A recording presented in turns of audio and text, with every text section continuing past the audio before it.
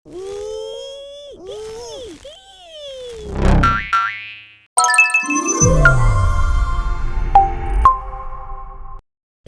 తల్లి. అనగనగా కోమలిపురం అని ఒక చిన్న గ్రామం ఉంది. ఆ గ్రామంలో యాదయ్య అనే వ్యక్తి తన ఇద్దరు పిల్లలతో కలిసి ఒక చిన్న ఇంట్లో నివసిస్తున్నాడు. సరిగ్గా 3 ఏళ్ల క్రితం యాదయ్య భార్య అనారోగ్యంతో చనిపోయింది. అప్పటి నుండి అన్నీ తానై పిల్లలిద్దరినీ జాగ్రత్తగా చూసుకుంటున్నాడు. ప్రస్తుతం ఆ ఊరి సర్పంచ్ వద్ద కౌలు రైతుగా పొలం పండిస్తున్నాడు. ఒకరోజు పిల్లలిద్దరి కోసం సంతలో అమ్మే వేడివేడి బిర్యానీ తీసుకుని ఇంటికొస్తాడు. బిర్యానీ ఎలా ఉంది పిల్లలు? బాగుంది నాన్న, కానీ అమ్మ అయితే ఇంకా బాగా చేసేది. అవును కన్నా, ఆ దేవుడికి మన మీద కోపం అనుకుంటా, అందుకే మీ అమ్మను త్వరగా తీసుకుని వెళ్ళిపోయాడు. మాకు మీరున్నారు కదా నాన్న, కాబట్టి మాకు ఏ విషయంలో కూడా దిగుల్లేదు. సర్లే, మీరిద్దరూ కడుపు నిండా తినండి. ఈ విధంగా కుటుంబంలో ఉన్న వారందరూ ఒకరినొకరు అర్థం చేసుకుని మెలుగుతారు. అలా రోజులు గడుస్తూ ఉంటే ఒకరోజు ఎరువుల కోసం డబ్బులు అడగటానికి యాదయ్య సర్పంచ్ వద్దకు వెళ్తాడు. అయ్యా, ఈ ఎరువులు వేయిస్తే మన దిగుబడి ఎక్కువ ఉండే అవకాశం ఉంది. అవన్నీ నాకెందుకులే యాదయ్యా, నువ్వు కొంచెం ఈ పనులన్నీ దగ్గరుండి చూసుకో. రేపు చీకటి పడినా కూడా పొలం మొత్తానికి ఎరువులు కొట్టేసి మన తోటలో గట్టు కట్టాలి. సరే అయ్యా, అలాగే చేసేస్తాను. రేపు ఉదయం ఆ గట్టు కట్టే పని చేసి ఆ తర్వాత ఎరువులు కొట్టే పని పూర్తి చేసేస్తాను. మంచిది యాదయ్యా, ఇవిగో ఎరువుల డబ్బాలు. ఆ షావుకారిని కాస్త రేట్లు తగ్గించమను. అలాగే అయ్యా, నేను అతనితో మాట్లాడతాలేండి అని యాదయ్య సర్పంచ్ వద్ద నుండి తీసుకున్న డబ్బులతో అక్కడి నుండి వెళ్లిపోతాడు. అలా తాను ఇంటికి చేరుకునేసరికి రవి మంచం మీద నిద్రపోతూ ఉంటే పద్మ తన తమ్ముడికి తడిగుడ్డ పెడుతుంది. అప్పుడు యాదయ్య కంగారు పడి ఏమైందని అడుగుతాడు. దానికి పద్మ జ్వరం వచ్చినట్టు చెబుతుంది. ఆ సమయంలో యాదయ్య కంగారుగా ఇంటి నుండి బయలుదేరి అర్ధగడియ తరువాత డాక్టర్తో కలిసి వస్తాడు. డాక్టర్ గారు, మా అబ్బాయికి ఎలా ఉంది? ప్రస్తుతం వాతావరణం మారుతుంది కదా యాదయ్య, అందుకే వైరల్ జ్వరం లాంటిది వచ్చింది. ఈ రోజుకి మందులు ఇస్తాను, నువ్వు రేపు ఒకసారి పిల్లాడిని తీసుకొస్తే ఇంజెక్షన్ చేస్తాను. సరే డాక్టర్ గారు, నేను రేపు తీసుకొస్తాను. నాకు చాలా భయమేస్తోంది నాన్న. మధ్యాహ్నం వరకు బాగానే ఉన్నాడు, ఆ తర్వాత నిద్రపోయాక ఉన్నట్టుండి ఒళ్ళంతా కాలిపోతుంది. పోనీ నిన్ను పిలుద్దామంటే ఆ సమయంలో ఎక్కడుంటావో తెలీదు. సర్లే, నువ్వు భయపడకు తల్లి, ఇప్పుడు నేను వచ్చేసాను కదా. అలాగైతే రేపు మర్చిపోకుండా డాక్టర్ వద్దకు తీసుకెళ్ళండి, లేదంటే జ్వరం మళ్ళీ పెరిగిపోతుంది. సరే, ప్రస్తుతం వాడిని విశ్రాంతి తీసుకోనివ్వు, ఆ తర్వాత మందులిద్దాం. సరే నాన్న, పదండి, మీకు భోజనం పెడతా. ఆ మరుసటి రోజు పనికి వెళ్లటానికి యాదయ్య సిద్ధపడుతున్నాడు. అయితే తాను సాయంత్రం త్వరగా వచ్చేస్తానని కూతురితో చెప్పి ఇంటి నుండి బయలుదేరతాడు. అలా ముందుగా తోట వద్దకు చేరుకుని అక్కడ గట్లు కొట్టడం మొదలు పెడతాడు. అయితే మధ్యాహ్నం వరకు పనిచేసిన తర్వాత మిగిలిన కూలీలతో కలిసి భోజనం చేస్తున్నాడు. అవును యాదయ్య, మీ పిల్లలిద్దరూ ఎలా ఉన్నారు? బాగానే ఉన్నారు వీరయ్య. పాపం నిన్న రాత్రి నుండి నా కొడుక్కి ఒంట్లో బాలేదు. ఈ రోజు సాయంత్రం డాక్టర్ దగ్గరకు తీసుకెళ్ళాలి. మరి పొలానికి ఎరువులేవో వెయ్యాలనుకుంటా కదా. ఆ పని ఏదో త్వరగా చేసేస్తాను. పోనీ మధ్యలో వెళ్ళిపోదామంటే అయ్యగారు మరీ చెప్పారు ఆ ఎరువుల పని ఈ రోజు పూర్తి చేసేయమని. ఆ సమయంలో యాదయ్య త్వరగా భోజనం పూర్తి చేసుకుని మళ్లీ పని మొదలు పెడతాడు. అలా గట్లు కొట్టే పని పూర్తయ్యాక పొలానికి ఎరువులు వేయడం కోసం బయలుదేరతాడు. మరోవైపు పద్మ తన తమ్ముడికి మందులు ఇచ్చి జాగ్రత్తగా చూసుకుంటుంది. అదే విధంగా యాదయ్య పనిచేసే సమయంలో అక్కడకు సర్పంచ్ రావటం జరుగుతుంది. అలా సమయం గడుస్తూ మెల్లిగా చీకటి పడుతుంటే వెన్నెల వెలుగులో కూడా పనిచేస్తాడు. ఆఖరిగా పని పూర్తి చేసుకుని యాదయ్య ఇంటికి చేరుకుంటాడు. పద చిన్న, డాక్టర్ దగ్గరికి వెళ్దాం, అసలు ఇప్పటికే ఆలస్యం అయిపోయింది. ఎక్కడికి నాన్న? మీరు ఈ వేళకు వస్తే ఎలా అవుతుంది చెప్పండి? నేను సాయంత్రమే డాక్టర్ దగ్గరికి తీసుకెళ్లాను. అవునా? నాకు పొలంలో ఎక్కువ పని ఉండడం వల్ల ఆలస్యమైంది తల్లి. మీరు మా కోసం కష్టపడుతున్నారని తెలుసు, కానీ మమ్మల్ని చూసుకోపోతే ఎలా నాన్న? ఆ మాటలకు యాదయ్య ఆలోచనలో పడతాడు. నిజానికి యాదయ్య ఎంతగా తన పిల్లలని చూసుకోవాలనుకున్నా అతనికి ఉన్న పనులను బట్టి కుదరటం లేదు. ఒకరోజు అదే విషయం గురించి వీరయ్యతో మాట్లాడటం జరుగుతుంది. నాకు మా పిల్లల గురించి చాలా దిగులుగా ఉంది వీరయ్య. నీ పరిస్థితి నాకు అర్థమవుతుంది యాదయ్య. ఒక తల్లి లేని పిల్లలను చూసుకోవడం చాలా కష్టం. పైగా నీకు ఒక ఆడపిల్ల కూడా ఉంది. తల్లితో చెప్పుకున్నట్టు నీతో అన్ని విషయాలు చెప్పుకోలేదు కదా. నువ్వు చెప్పేది నిజమే వీరయ్య, కానీ నేను మాత్రం ఏం చేయగలను చెప్పు? ఈ సమస్యకు ఒకటే పరిష్కారం ఉంది. నువ్వు ఇంకొక అమ్మాయిని పెళ్లి చేసుకోవాలి. ఇప్పుడున్న పరిస్థితుల్లో వాళ్ళకు తల్లి అవసరం ఉంటుంది. నేను మళ్ళీ పెళ్లి చేసుకోవడమా?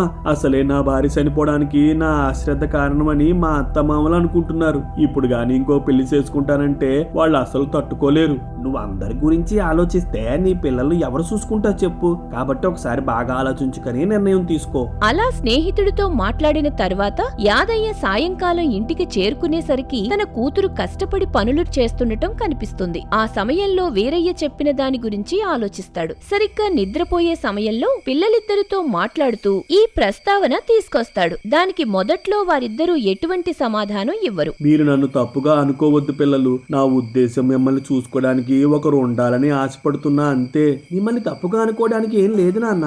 మాకంటూ అమ్మ వస్తుందంటే సంతోషమే కదా. కాకపోతే నువ్వు ఇలా చెప్పేసరికి ఏమనాలో అర్థం కాలేదు. అవును నాన్న, ఆ పెళ్ళేదో త్వరగా చేసేసుకుంటే ఈ గాడిదని పట్టించుకునే పనుండదు. అబ్బో, నాకు కూడా నీ పిచ్చి వంటలు తినే బాధ తప్పుతుందిలే. అలా వారంతా సరదాగా మాట్లాడుకుంటారు. సరిగ్గా 3 నెలల వ్యవధిలో పార్వతి అనే మహిళను యాదయ్య రెండో పెళ్లి చేసుకోవటం జరుగుతుంది. అయితే పిల్లలిద్దరూ కూడా తమకంటూ ఒక తల్లి వచ్చిందని సంతోషంగా ఉంటారు. అప్పుడొక రోజు పక్క ఊర్లో ఉంటున్న యాదయ్య అత్తమామలు ఇంటికి రావటం జరుగుతుంది. అయితే ఎన్నో రోజుల తర్వాత అమ్మమ్మ వాళ్ళని చూసి పిల్లలు సంతోషిస్తారు. మిమ్మల్ని చూస్తుంటే చాలా సంతోషంగా ఉంది పిల్లలు.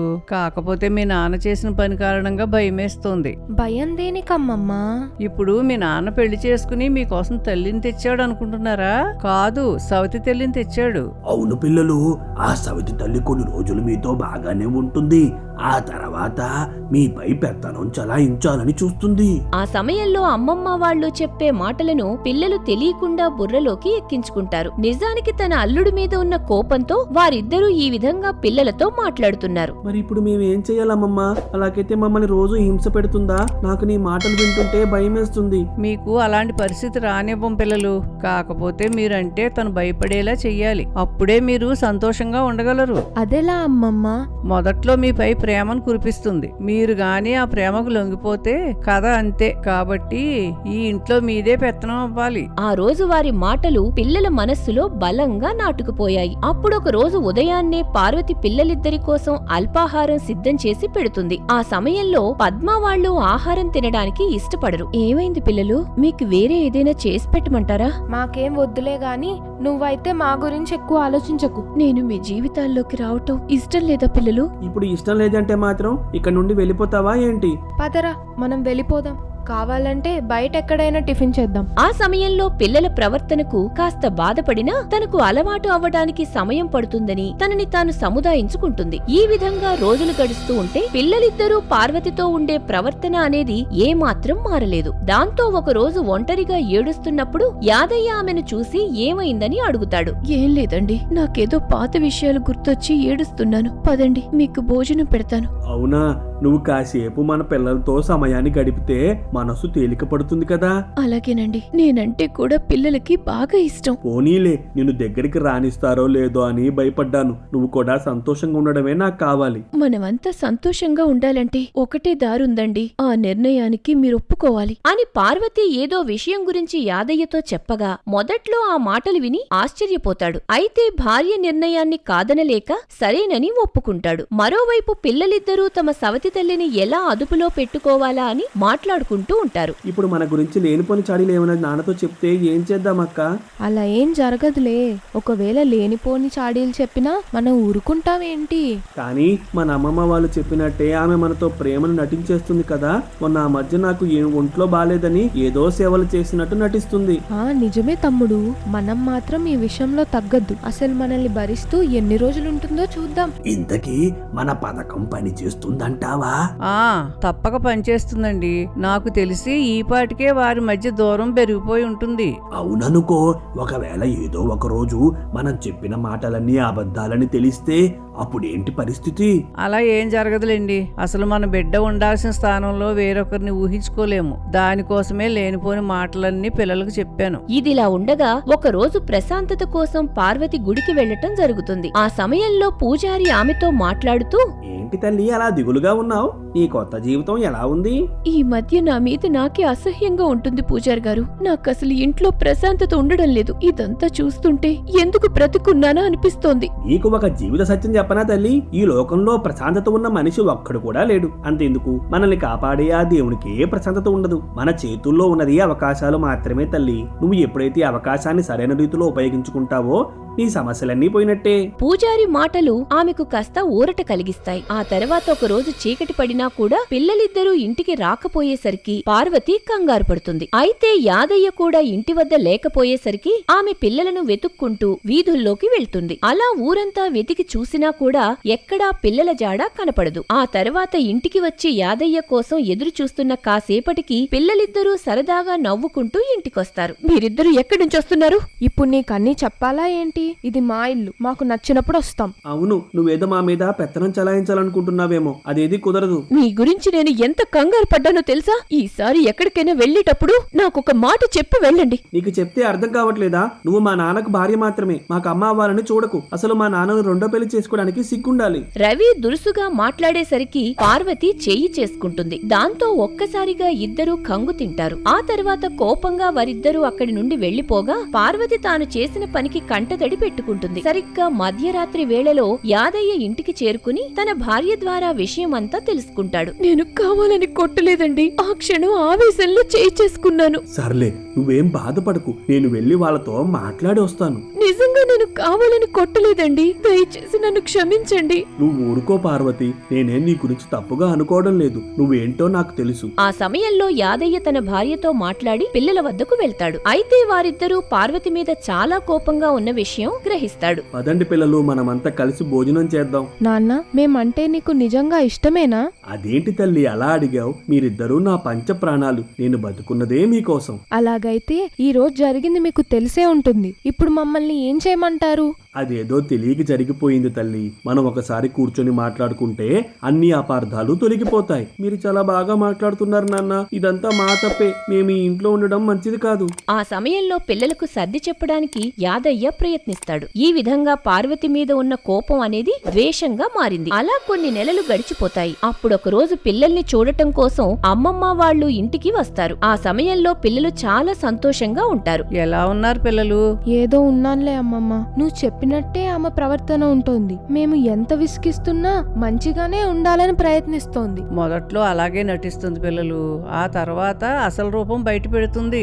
మీరు మాత్రం ఆ కపట ప్రేమకు లొంగకండి. ఈ మాటలన్నీ కూడా చాటుగా యాదయ్య వింటాడు. ఆ సమయంలో ఇన్ని రోజులు పిల్లల ప్రవర్తనకు కారణం ఏంటో అర్థమవుతుంది. అప్పుడొక ఆదివారం రోజున తమ తండ్రి ఎప్పటిలా బిర్యానీ తీసుకొస్తాడని పిల్లలు ఎదురు చూస్తున్నారు. అయితే యాదయ్య మాత్రం ఒట్టి చేతులతో వస్తాడు. ఆ సమయంలో బిర్యానీ ఎక్కడని రవి ఆశగా అడుగుతాడు. ఈ వారం కుదరలేదు కన్నా, కావాలంటే వచ్చే వారం మర్చిపోకుండా తీసుకొస్తాను. అదేంటి నాన్న, ఈ రోజు కోసం మేము వారమంతా ఎదురు చూస్తాం. నువ్వు ఇలా చేస్తావనుకోలేదు. సర్లేండి పిల్లలు, ఈ పూటకి ఏదో ఒకటి తినేయండి. నాకు బాగా అలసటగా ఉంది. నేను వెళ్లి నిద్రపోతాను. ఆ సమయంలో బిర్యానీ తీసుకురాలేదని నిరాశ చెందుతారు. అయితే ఇదంతా కూడా పార్వతి గమనిస్తుంది. వెంటనే తనకు తెలిసిన రీతిలో బిర్యానీ తయారు చేయటం మొదలు పెడుతుంది. నిజానికి పిల్లలు ఆకలితో పడుకుంటారేమో అని పార్వతి వారి కోసం వంట చేస్తుంది. అలా వంట పూర్తవగానే ప్లేట్లో పెట్టి వారిని పిలుస్తుంది. అయితే మొదట్లో తినటానికి వారిద్దరూ బెట్టు చేస్తారు. ఆ సమయంలో బిర్యానీ వాసన వారిని రమ్మని పిలిచినట్టు ఇద్దరూ కూర్చుని తినటం మొదలు పెడతారు. ఎలా ఉంది పిల్లలు? నాకు వచ్చిన దాంట్లో ఏదో చేసి పెట్టానంతే. బానే ఉందిలే, నాకు ఇంకొంచెం బిర్యానీ వేయి. పిల్లలిద్దరూ తృప్తిగా తినడం చూసి పార్వతి సంతోషిస్తుంది. ఆ తర్వాత ఒక రోజు భారీగా వర్షం కురుస్తుంటే పొలం దగ్గర ధాన్యం బస్తాలు పాడైపోతాయని యాదయ్య పొలానికి బయలుదేరతాడు. అలా సమయం గడిచే కొద్దీ వర్షం మరింత పెరుగుతుంది. ఇంతలో ఉన్నట్టుండి కరెంటు పోతుంది. అక్క, ఈ చీకట్లో భయంగా ఉంది. నువ్వు మాత్రం నన్ను వదిలి వెళ్ళకు, సరేనా? అబ్బో, నేను మాత్రం ధైర్యంగా ఉన్నానేంటి? ఆ బయట వచ్చే ఉరుములు మెరుపులు చూస్తుంటే నాకు కూడా భయంగానే ఉంది. ఇలాంటప్పుడు నాన్నుంటే బాగుండు, మనకు కాస్త ధైర్యంగా ఉండేది. సరిగ్గా అదే సమయంలో లాంతర్ పట్టుకుని పార్వతి పిల్లల వద్దకు రాగా వారిలో కాస్త ధైర్యం వస్తుంది. అయితే బయటకు మాత్రం వారు ఏ భయం లేనట్టు మాట్లాడతారు. ఒరే తమ్ముడు, మనం అర్ధరాత్రి ఒంటరిగా శ్మశానం వద్దకు వెళ్ళాం, గుర్తుందా? గుర్తుందక్క. ఆ రోజు శ్మశానంలో ఉండే మామిడి పళ్ళ కోసం వెళ్ళాం కదా. మనకు ఈ చీకటంటే భయమే లేదు. అబ్బో, మీరు చాలా ధైర్యవంతులు. అలాగైతే ఈ లాంతరెందుకులే? వద్దు వద్దు, ఆ లాంతర్ ఉండనివ్వు. కావాలంటే మీకు తోడుగా మేము ఉంటాం. ఇదేదో భయం వల్ల చెప్పే మాటలు కాదు. ఇలాంటి సమయంలో అందరం ఒక దగ్గర ఉంటే మంచిది కదా. ఆ మాటలకు పార్వతి నవ్వుకుంటుంది. అలా రోజులు గడుస్తూ ఉంటే పిల్లలు కూడా పార్వతీతో మంచిగానే ఉంటారు. ఈ విషయంలో యాదయ్య కూడా చాలా సంతోషపడతాడు. అప్పుడు ఒక రోజు యాదయ్య పిల్లల వద్దకు వచ్చి, చూడండి పిల్లలు, మీరిద్దరూ అమ్మతో కలిసిపోయిన విధానం చూస్తుంటే చాలా సంతోషంగా ఉంది. రేపు అమ్మ పుట్టినరోజు కాబట్టి రేపు మనమంతా కలిసి గుడికి వెళ్దాం. అసలు మీరు దేని గురించి మాట్లాడుతున్నారు నాన్న? అమ్మేంటి, పుట్టినరోజు ఏంటి, గుడేంటి? అవునా, మేమేదో నవ్వుతూ మాట్లాడుతుంటే అది ప్రేమ అనుకున్నావా? మనం కొన్ని సార్లు రోడ్డు మీద కనిపించే పిచ్చోడిని చూసి కూడా నవ్వుతాం. అదేది ప్రేమ కాదు. అదేంట్రా అలా మాట్లాడుతున్నారు? ఇన్ని రోజులు పార్వతితో మీరు ప్రేమగానే ఉన్నారు కదా. అదంతా నీ భ్రమ నాన్న, నువ్వు ఎక్కువగా ఊహించుకోకు. ఆ మాటలకు యాదయ్య ఎంతగానో బాధపడతాడు. మీకు తల్లి లేని లోటు తీరుతుందని నేను రెండో పెళ్లి చేసుకున్నాను, కానీ ఇలాంటి రోజు వస్తుందని నేను ఎప్పుడు ఊహించలేదు పిల్లలు. అసలు పార్వతి ఏం తప్పు చేసింది? ప్రతిరోజు మీ ఆకలి తెలుసుకొని అన్నం పెట్టింది, అది తప్ప? లేదంటే మీకు బాలేనప్పుడు నిద్రపోకుండా సేవలు చేసింది, అది తప్ప? పోనీ మీరు ఎన్నెన్ని మాటలు అంటున్నా భరిస్తూ వచ్చింది కదా, అది తప్ప? అవన్నీ మేం కూడా చేసుకోగలం నాన్న. ఈ విషయాల కోసం మమ్మల్ని ఆమెను తల్లిగా ఒప్పుకోమనడం సరికాదు. చాలా చక్కగా చెప్పావు కన్నా. నేను చెప్పినవన్నీ అందరూ చేస్తారు, కానీ ఒక ఆడదానిగా ఎవ్వరూ చేయలేని పని తను చేసింది. అది మీకు తెలుసా? ఏమండి, నాకంటూ ఏ పిల్లలు వద్దు. ఇప్పుడున్న పద్మ రవిలను నా సొంత పిల్లల్లాగా చూసుకుంటాను. ఏమంటావు పార్వతి? ఇదంతా దేనికోసం? నేను గాని పిల్లల్ని కంటే భవిష్యత్తులో వాళ్ల మీద పెరిగే ప్రేమ కారణంగా వీళ్ళు నాకు దూరం అవుతారని భయంగా ఉంది. ఎప్పుడైతే నేను మీకు భార్యగా వచ్చానో ఆ పిల్లలకు సవతి తల్లిలా కాకుండా సొంత తల్లిలా ఉండాలని ఆశపడుతున్నాను. పార్వతి తీసుకున్న నిర్ణయానికి వారి నోట వెంట మాట రాదు. అలానే ఇన్ని రోజులు వారు ఎంతగా అపార్థం చేసుకున్నారో అర్థమవుతుంది. ఆ క్షణం ప్రతి ఒక్కరూ మౌనంగా ఉంటారు. అప్పుడు యాదయ్య తనలో బాధను దిగమింగుకొని, మీ అమ్మమ్మ మాటలు విని ఇదంతా చేశారని నాకు తెలుసు. కనీసం తన ప్రేమతో మీరు మారతారనుకున్నాను గాని అది కూడా జరగదని ఆలస్యంగా తెలుసుకున్నాను. ఇక మీకు నచ్చినట్టు ఉండండి. ఆగండి నాన్న, ఇంతకీ అమ్మకు ఎలాంటి రంగు అంటే ఇష్టం? రేపు తన పుట్టినరోజు కదా, ఒక కొత్త చీర తీసుకుందాం. నీలిరంగు. మరుసటి రోజు పిల్లలిద్దరూ పార్వతికి పుట్టినరోజు శుభాకాంక్షలు చెబుతారు. ఆ సమయంలో పార్వతి ఎంతో సంతోషంగా ఉంటుంది. అమ్మా, గుడికి వెళ్దాం పద. అవునమ్మా, ఈ రోజు ఆ దేవుని చాలా కోరికలు అడగాలి, పదమ్మా. అమ్మ అనే పిలుపుకు ఆమె మనస్సు చలించిపోతుంది. ఆ తర్వాత వారిచ్చిన కొత్త చీర కట్టుకుని గుడికి వెళ్తారు. అప్పుడు కుటుంబ సమేతంగా వచ్చిన వారిని చూసి పూజారి కూడా సంతోషిస్తారు. ఈ విధంగా వారి మధ్య ఉండే అపార్థాలు తొలగిపోయి సంతోషంగా కలిసిమెలిసి ఉండటం మొదలు పెడతారు.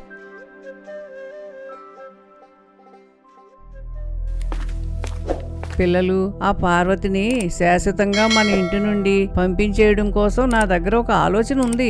మీరు ప్రయాణం చేసి బాగా అలసిపోయి ఉంటారు, ముందైతే మజ్జిగ తాగండి. అది కాదు పిల్లలు, అమ్మమ్మకు చాలా ముఖ్యమైన పనులుంటాయి కదా, కాబట్టి మన ఇంటి దగ్గర ఉండి మజ్జిగ తాగేంత సమయం ఉండదక్కా. నువ్వు చెప్పేది కూడా నిజమే తమ్ముడు. బహుశా ఇప్పుడు మనల్ని చూసింది కదా, ఇక బయలుదేరి వెళ్ళిపోతుందేమో. ఆ మాటలను బట్టి వారిద్దరూ తన మాటలు పట్టించుకోరని అర్థమై అక్కడి నుండి వెళ్లిపోతుంది. అలానే పిల్లలిద్దరూ పార్వతిని తమ సొంత తల్లిలా భావించి దగ్గరవుతారు.